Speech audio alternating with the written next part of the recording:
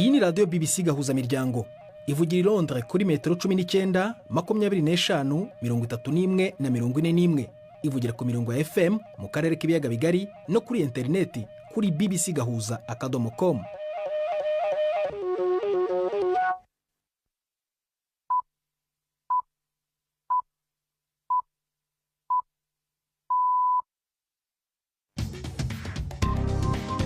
Ubu ni saa 10 n'igice ku isaha mpuzamahanga ya GMT, ni saa 12 n'igice ku masaha yo mu Rwanda no mu Burundi. Muri studio muri kumwe na Prudence Ngiyumva. Muri wewe uteze amatwi BBC gahuza miryango aho hose ku isi, kaze kuri radio kuri bbcgahuza.com, kuri Facebook mu buryo bw'amashusho ndetse no ku mirongo migufi ya shortwave. Turi ingingo zigenza amakuru turambora mu kanya kuri uyu wa kane tariki ya 24 z'ukwezi kwa karindwi. Mu Rwanda Perezida Paul Kagame yakoze impinduka muri guverinoma ashyiraho minisitiri mushya w'intebe nyuma ya Edouard Ngirente wari umaze imyaka 8 ayoboye guverinoma. Muri Israeli guverinoma ikaba yahamagaje intumwa zayo ziri i Doha muri Katari zari zigamije kugera ku masezerano y'agahenge n'umutwe wa Hamas. Naho muri Sudani haravugwa imirwano yishe abantu mu ntara ya Sudani y'uburengerazuba muri Kordofan. Hari n'ikinamico urunana nk'uko bisanzwe buri wa kane muri aya makuru ayobowe na Nina Iradukunda.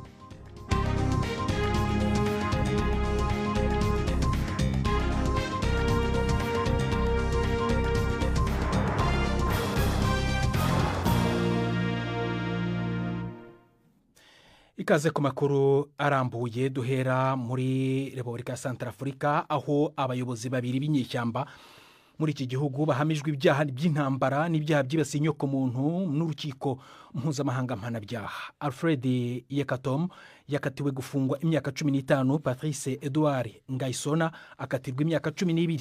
Bombi bayoboye abantu babarirwa mu bihumbi biganjemo abarwanyi b'abakristu bazwi nka Anti-Baraka. Uyu mutwe washinzwe kugira ngo urwane n'undi wiganjemo abayisilamu uzwi nka Seleka wari wafashe ubutegetsi muri 2013. Ngaisona wigeze ndetse no kuba umuyobozi w'ishyirahamwe ry'umupira w'amaguru mu gihugu na Yekatom wigeze kuba umudepite bahamijwe n'ibindi byaha byinshi birimo iby'ubwicanyi, iyicarubozo ndetse no kwibasira insengero. Tujye mu karere k'uburasirazuba bw'Hagati aho Israeli yahamagaje itsinda ryayo riri mu biganiro by'agahenge muri Doha. Ibiro bya minisiteri y'intebe muri Israeli bya Benjamin Netanyahu byavuze ko byafashe icyo cyemezo kubera igisubizo Hamas yatanze ku migambi ya Israeli y'iminsi 60 y'agahenge. Ntibisobanutse niba icyemezo cya Israeli gisobanuye kuva mu biganiro cyangwa se ishaka kuvugana n'itsinda ryayo ku buryo bwuzuye. Intumwa idasanzwe ya Washington Steve Witkoff ari mu Butaliyani mu bindi biganiro bigamije kugera ku masezerano y'agahenge hagati y'abategetsi ku rwego rwo hejuru muri Israeli ndetse no muri Katari.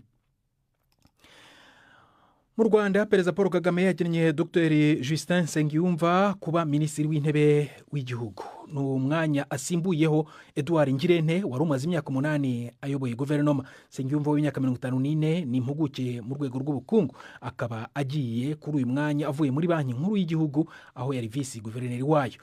Ishyirwaho rya minisitiri w'intebe mushya rero riharuye n'inzira yo guhindura guverinoma nk'uko bitangwa n'itegeko. Inkuru ya Jean Claude Mwambutsa.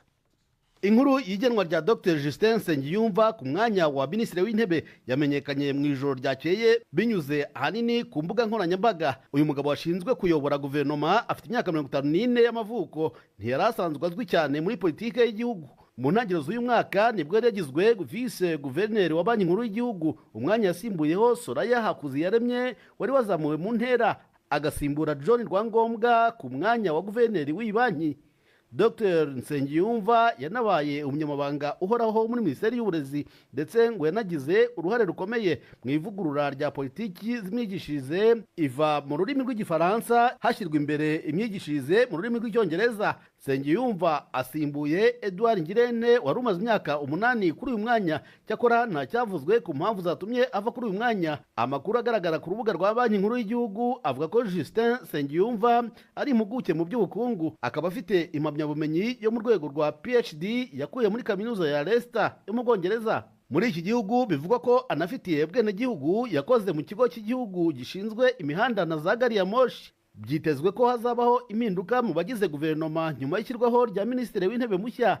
Nk'uko biteganywa n'amategeko y'u Rwanda, abagize guverinoma nshya bashyirwaho bitarenze iminsi 15 minisitiri w'intebe mushya ashyizweho. Abo bagize guverinoma bashyirwaho n'umukuru w'igihugu abigiyemo inama na minisitiri w'intebe. Nta kiramenyekana ku irahira rya minisitiri w'intebe mushya cyangwa se n'igihe hazatangarizwa abagize iyi guverinoma nshya.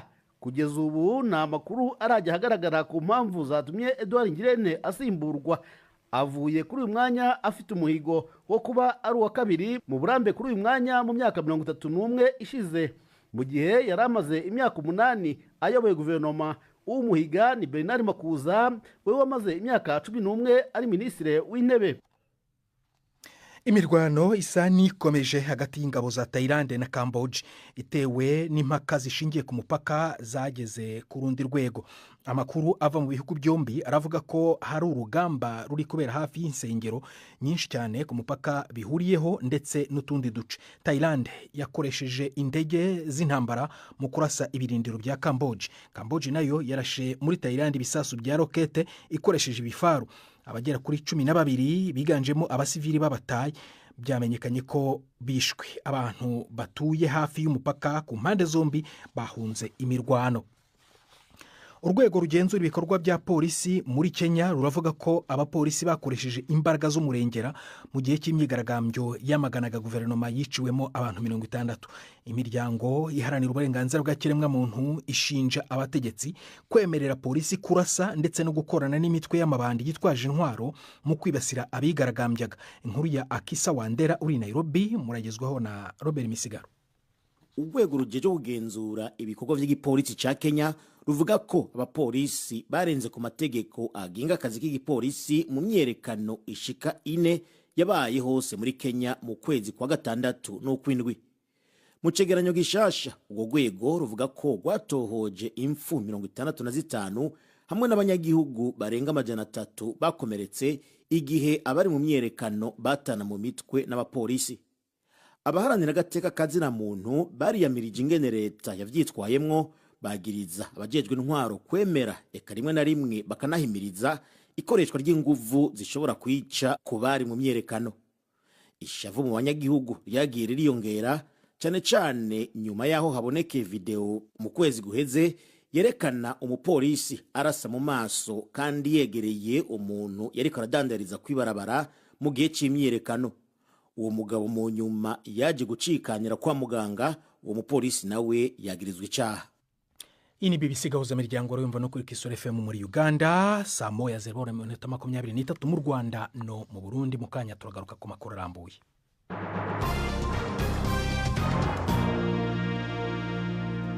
Abakora mu rwego rw'ubuganga muri Sudani baravuga ko abantu 27 bishwe, abandi barenga 40 bagakomerekera mu gitero cyagabwe n'abarwanyi b'umutwe wa Rapid Support Forces RSF mu mpine z'icyongereza muri leta ya Kordofani y'uburengerazuba.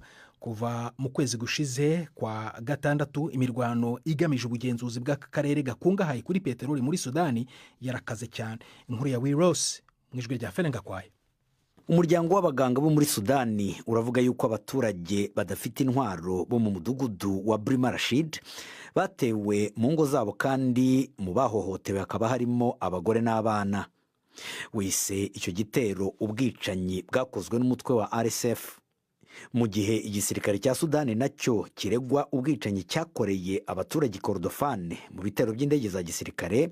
Ayo mahano yakozwe na RSF yo ari ku rundi rwego.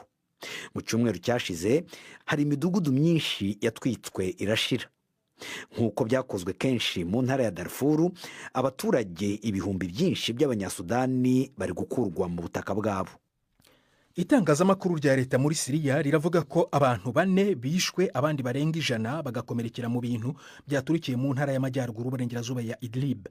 Icyateye ibi bintu byaturikiye ku bubiko bw'intwaro mu mujyi wa Marat Misrin ntibiramenyekana. Abakomeretse bajyanywe ku bitaro biri hafi aho ngaho kandi abaturage basabwe kwirinda kugera muri ako gace.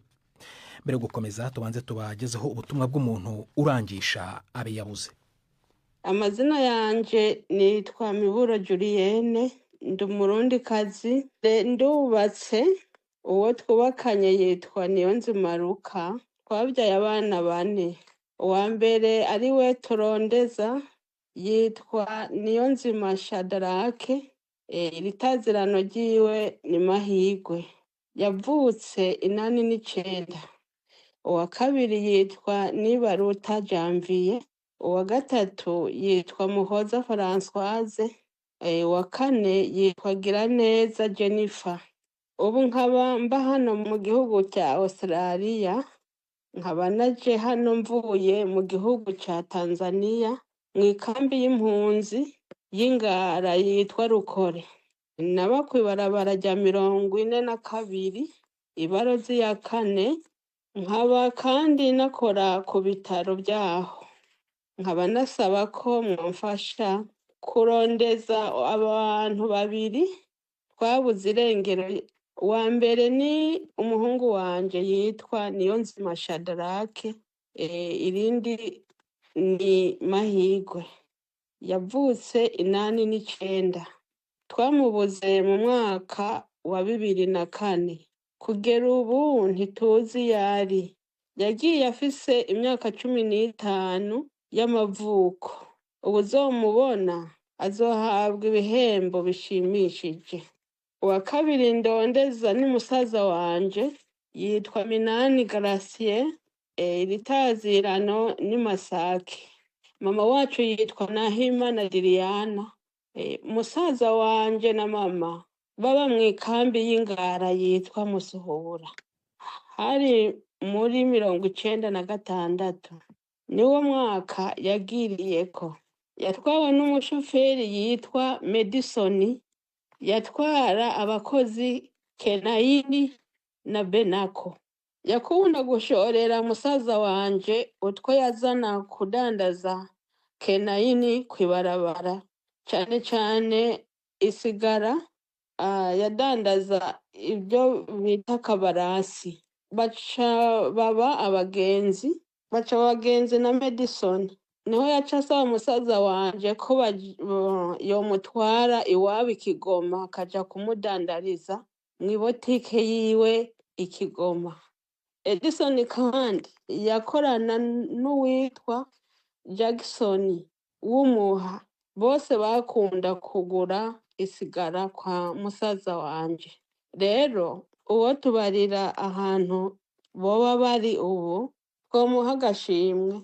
Hanyuma inomero z'isimu y'iwanje ni uguteranya 6 1 4 7 ubusa 6 5 2 7 8 3. Mbaye ndabashimira rwose ko kigoro muzogiraho kumfasha kurondeza aba bana. Murakoze cyane. Perezida wa Ukraine Volodymyr Zelensky aravuga ko agiye gusaba ishyirwaho ry'amategeko mashya arinda inzego z'igihugu zishinzwe kurwanya ruswa, avuga ko bizizeza ubwigenge bwazo. Zelensky yanenzwe cyane ku buryo budasanzwe muri iki cyumweru nyuma y'uko ashyize izi nzego zikora iperereza kuri ruswa zigatanga n'ibirego mu bugenzuzi bwa politiki. Abamunenga haba imbere mu gihugu no hanze yacyo mu mahanga bamuhaye gasopo ko ibi bizaca intege umuhate wo kurwanya ruswa ndetse bikanashyira mu kaga ubufasha Ukraine isanzwe ibona ku rwego mpuzamahanga. Zelensky yatangaje ko itegeko rishya ryoherezwa mu nteko ishinga amategeko bwangu. Ni saa moya zibura iminota 17 mu Rwanda no mu Burundi n'umwanya w'ikinamico runana.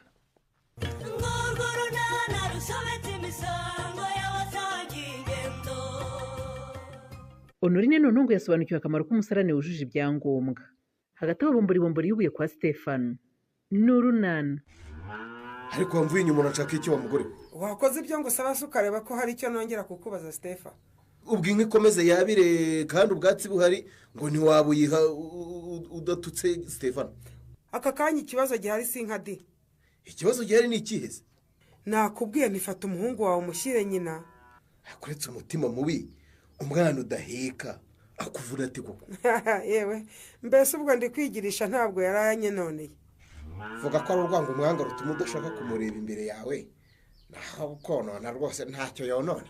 kubizi ko mwanga se wamujyanye ukamushyira nyina umukunda hari aho yagiye ntahari n'ubundi nicyo ugambiriye ariko ndakubwiza ukuri rwose kuruhira ubusa ntaho yazajya rwose yewe ese uramunsindagira ntamushaka kubera iki ntafite nyina wumva ari imfubyi none se niba nyina adashoboye kumurera kuki umubuza uburenganzira bwe bwo kurererwa kwa se kimwe n'abandi bana banjye nyina se ubushobozi bumurera buburihe Stefa yarabyaye ntandagifite yavuye ku kiriya yasubiye mu kazi ke ko gukora amandazi ni gute umbwira ngo nta bushobozi afite ibyo niwe uzabimenya rero ko noneho afite ubushobozi bwo kurera abana babiri kuko uko bimeze kose nawe si wishimiye kuba atabana n'umwana we kuki se atabyishimiye bimutwaye iki kubyuka yoza akarenge kuko azi ko umwana we ahari atabwirirwa cyangwa ngo aburare yabyirengeshwa nta mubyeyi washimishwa no kubaho atabona umwana we Nyiramari babarira di kuba Nadina yarazanye Ndemezo nuko nta yandi mahitamo yari afite umunsi yifatiye umwanzuro akambwira ati nsubiza umwana wanjye niho Ndemezo azava muri urugo ariko ngira ansetse iyo Nadine umugira umwamikazi utagomba kuvunikira abana be akaba ari njye bareresha harya ubundi untegeka gutunga uyu mwana mumubyara mwangishije inama inshwi migi wanjye umwana agiye gukina rwose afashe nkanagiye kuragira ibisiga ariko mwana yanjye wabona rwose migi ari muzima ntiyakwifuza kumubona yarwaye dore karebe reba nukuri afashe umuntu agiye kwirukanka inyoni hariya hirya mu giti cy'ipera kandi ejo no guseka byari byabaye intambara uravuga guseka bikomeye no kurya ntiyaryaga nkanswe guseka n'ukuntu migi wongera kundi bere koko nuko nka byari byamunaniye umva umuntu wazanye abajyanama b'ubuzima mu midugudu yarakoze cyane pe uzi ko yamuhaye umuti mu gitondo nimugoroba agatangira kugabanya inshuro yitumaga iyo turemba nako ko tukajya kwa muganga akararamo kabiri nk'uko byagenze ubushize ubu gahunda z'ubukwe ntizari kuba zihagaze rwose ntugakine no kuvuga ibintu byo guhagarika ubukwe kaneme ahubwo njye ntakubeshya Honore ngeze amahirwe nabona rwose n'ikibusubika pe ibi bintu iyo nza kubimenya rwose ko bigora gutya ntabwo nari kubyishoramo none ubikora utabishaka kareme niba ari ibyo byihorera ubwira iwacu ko wababeshya utabishaka ndakuza amahane yawe n'uwo munsi de wabona n'abatelefoni ukabivuga cyakora koko ari amafaranga nyogokuru yadusabye ateye ikibazo pe iyo tuyabona tukaba tuyamuhaye ibindi rwose tukaba tubikora buhoro buhoro arava he rero ariko kareme yego sheri aho kugira ngo imyiteguro y'ubukwe bwacu dupfane wafata inguzanyo nyine tukitegura ubundi tukazaba tuyishyura nyuma inguzanyo se yo kuzayishyura ugira ngo biba byoroshye Honore yewe reba icyo gikoma cy'umwana niba cyahoze umuhe y'inkwere ibyo by'amadeni tuzaba tubivugaho nyuma ahubwo se ko naherutse yaje gukina n'inyoni ahangaha munsi y'igiti cy'ipera yagiye ko ntawe mbona karemye jya kureba ko ntawe uri iwacu nabonye asigaye azi kwisangisha nyirakuru ye karemera we karemera ni iki se kandi uramenye wishwe n'iki wa mugore we ubaye iki kuko akagira imana we umwana mu musarane we yababoye oya atagomba nawe ukagwamo umwanya we migi wanjye ese ibyo bintu yangije ni ibiki koko kutavuga yewe ndabikubwira se ngo ubyishyure bivuge ndabyishyura rwose ariko amahoro ahinde muri uru rugo n'ijana gusa yandarwamo yanjye nireberagamo ntabwo umuhungu wawe ejo yayifashe akayimenagura ariko kuba warasanze indorerwamo yawe yamenetse ntibivuze ko ari Ndemezo wayimennye mbabarira ahubwo Ndemezo yabaye magorwa muri uru rugo ikibaye cyose niwe kijyaho uzi ko wagira ngo muri uru rugo nta wundi mwana uhaba ngaho mbwira uwakimennye nyine nicyo nkubaza niba ugiye ngo ko ngenzi na Dutiye bamaze gukura batanakubagana tekereza neza Nyiramari kusanzwe ubika indorerwamo yawe hariya ku idirishya urareba ugasanga Ndemezo yahashyikira kandi yarayabikoze Dutiye nawe bamureba niko Dutiye kubwira ngo cyamenwe na Ndemezo ahubwo ubwo niwe wakimennye abeshyira Ndemezo niko sa Dutiye uranyumva ukica amatwi cyangwa karame papa muramamagaye ngwino ubwire se uyu nguyu uko Ndemezo yamennye indorerwamo dore ko yanze kubyemera nyine yaragize yarayifashe akina umupira noneho ayikubitaho Ndemezo yakinaga umupira wabwiye nyoko kuko yuriye idirishya akayimanura akayidunda hasi none ngo yakinaga umupira. wigira ubwoba bisubiremo neza ku mwana bimbwiye ejo nduti bivuge so yumva uyu mwana arabeshya ahubwo munshakire ngo ninkwereke icyo nkorera umwana ubeshyera undi. aho kandi kutangiye kurira se ntarafata umunyafu uracyemeza ko iyi ndorerwamo iya nyoko yamenwe na Ndemezo? ninjye na Obama twayimennye. ngo iki nduti ese guteye ubwoba none uribeshyeye? ntabwo nibeshye nitwe twayimennye turi kurushanwa gutera amashoti no gutsinda ibitego twinjizaga umupira mu idirishya. hanyuma se kuki mutireze kuri nyoko ngo mumusabe n'imbabazi ahubwo mukabeshyira undi mwana? kuki wafashe icyemezo cyo kubeshyira murumuna wawe nduti?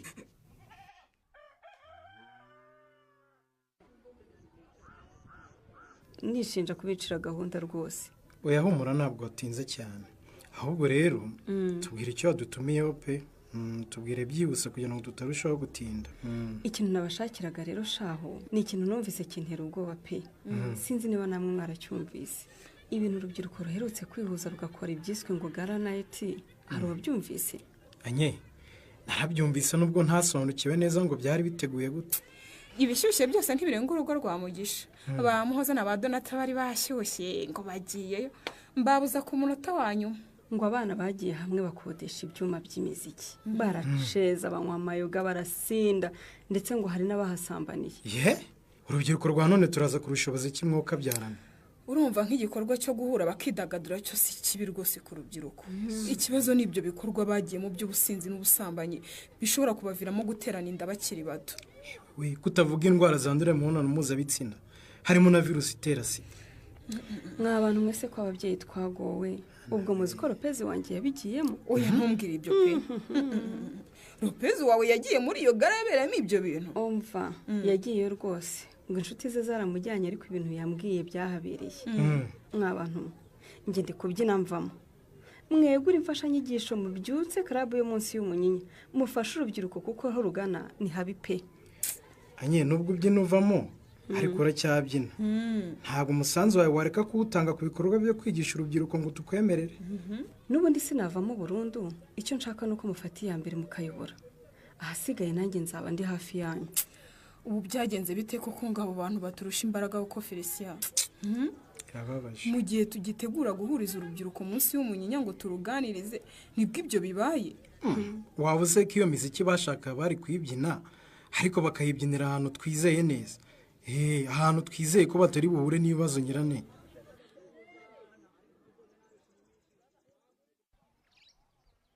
umva ko akavuyo kawe kandi amafaranga y'ubukwe yabuze twataye umutwe none ngo twubake umusarani. Kareme mbabarira unyumve rwose ndakwinginze rwose ibyo tubivemo sibyo rwose no kunsaba n'ushaka kubyihorera ariko basa n'umusarane wubakwe neza. ariko ye ngo no kugusaba byarorera cyangwa n'undi muntu ubivuze we? ni njyewe rwose utari wowe? ni njyewe reka nkubwire uravuga gutyo kuko atari wowe wabonye umwana yicaye ku giti cy'umusarane arimo gukinisha icupa ry'amavuta yatoraguye.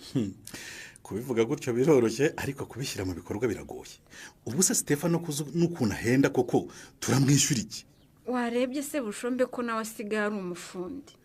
Bushombe wiyise enjeniyeri se we wamushobora? niwe uhenda cyane.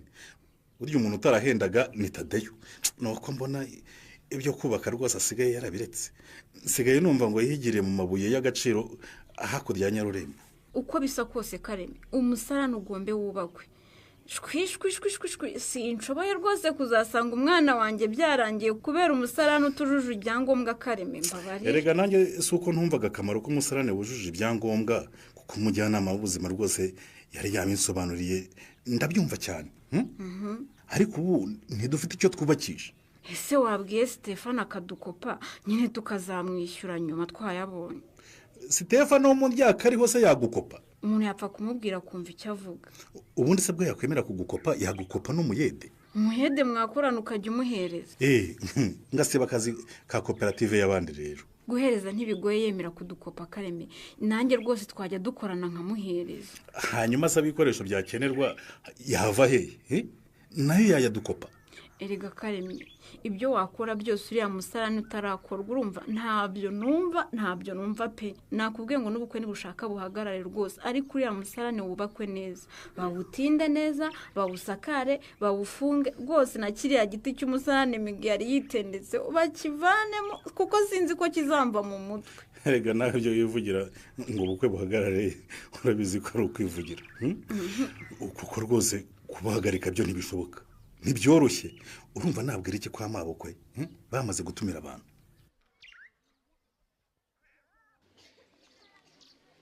niko se nyirane uyu mukoro urundi rubyiruko rwaduhaye nta nyese akaba awutsindagiye turawukora dute ni ikizamini gikomeye ariko tugomba kugishobora byanze bikunze kuko nawe yaritanze kandi akishakira abamufasha nta wundi arebyeho nibyo nyese niwe wishakiraga abaganga n'abayobozi baza kuganiriza urubyiruko ariko igihe cyose nari mari namubaye hafi kandi nawe n'upfa n'ubundi ni uko bigomba kugenda Felicien aho tuzakenera nyesi budensiyana cyangwa urundi rubyiruko nka ba Mutesi Benita n'abandi ntituzababura cyakora urebye igihe ba nyesi na ba Filipo batangire club bahuzwa na mama munsi y'umunyinya icyo gihe twe twari abana bangana n'urubyiruko uyu munsi natwe twita abana ni ugutinyuka rero tugafata iya mbere ubundi uko urubyiruko rwacu rurutana rukadufasha hari generasiyo ya ba Benita Mutesi na Donata noneho nyuma yabo hakaza bayishimwe Kerere Lopez ba Obama ibyo bikwiriye rwose ariko n'ubundi tuzabikora byose byicwa no kwitinya reka tubanze tunoze ririya genamigambi ry'ibikorwa tuzakora muri uyu mwaka ubundi duhite dutangira ahubwo nungutse igitekerezo Felicien cyadufasha guteza imbere club yacu se cyane cyadufasha kuyiteza imbere ndetse kikanafasha urubyiruko muri rusange ngera ngo uteze yombi urabona nka biriya nyesi yatubwiraga by'urubyiruko rwakoze iyo gara bagakora iyo gara yabo bagahura bakipfusha ubusa byatewe n'uko nta gikorwa giheruka guhuriza hamwe urubyiruko igikorwa cyo ntacyo rwose n'aya marushanwa y'imbyino n'imivugo twajyaga tugira ntaherutse none se tutarindiriye kurangiza gutunganya igenamigambi uhareba ukuntu dutegura igikorwa runaka cyahuriza urubyiruko hamwe noneho tugashaka abayobozi bashobora kuza bagatanga ubutumwa bw'ingenzi ku rubyiruko wibuke ko gutegura ibikorwa bisaba amafaranga twategura ikidasaba amafaranga none se tugiye ku murenge tugasaba umupira wo gukina ubundi tugatumira uyu murenge babwira mbuto duhana imbibi urubyiruko ntirwakitabira kandi ku bwinshi hanyuma se ubwo twahamagara nka titireri akaganiriza urubyiruko ku buzima bw'imyororokere wenda twanashaka undi kuko titireri we simpamya ko yakwemera kuza mu bintu birimo anyesi kuko kwemera kuza byagorana nyesi arimo cyangwa se bigatuma na nyesi yanga kudufasha kuko Chris azabizana ubwo twareba nde wundi watubera umutumirwa w'uwo munsi ariko nyirane urazi tureke gutekereza nyesi wabanza tukamubaza niba hari icyo bimutwaye guhurira ahantu hari na Chris ngo Felicien na Nyiraneza baribaza uburyo bafasha urubyiruko kwikura mu bibazo bibugarije wese ubona bakwiye gukora iki naho mu kiganiro urunana cy'ubutaha ikinamico urunana mwitegurirwa n'umuryango Urunana Development Communication mukayikurikira kuri radiyo BBC ku wa kabiri no ku wa kane saa 12:45 z'umugoroba ikinamico urunana kandi mwayikurikira kuri YouTube kuyigeraho andika ijambo ikinamico urunana official maze utange n'ibitekerezo uramutse ufite ikibazo cyangwa igitekerezo kandi wifuza kutugezaho watwohereza ubutumwa bugufi bwanditse kuri telefone igendanwa 0783181064 mushobora kandi kunyuza ubutumwa kuri page yacu ya Facebook kwigeraho no kwandika ijambo urunana tubibutse ko tubagezaho ikiganiro gikubiyemo ibice by'urunana twumvise mu cyumweru icyo kiganiro tukibagezaho ku cyumweru saa 9:30 za mu gitondo na saa 11 z'umugoroba kuri BBC dusubikiye ikiganiro urunana cy'uyu munsi naho butaha barakoze bagenzi bacu mu ikinamico urunana ni nabo badusoreje ibiganiro byacu byo kuri uyu wa kane natwe turi gusubika kuri uyu wa kane ariko ushobora kujya kuri bbc-gahuza.com aho ushobora gusanga n'andi makuru utabashije kumva hano kuri radiyo twafashijwe na Paul Mason ku buhanga bw'ibyuma kugira ngo amajwi akugereho ameze neza byari biyobowe na Nini Adukunda Geni Prudence Nyumva akoze guhitamo BBC Gahuza Miryango uraraharyana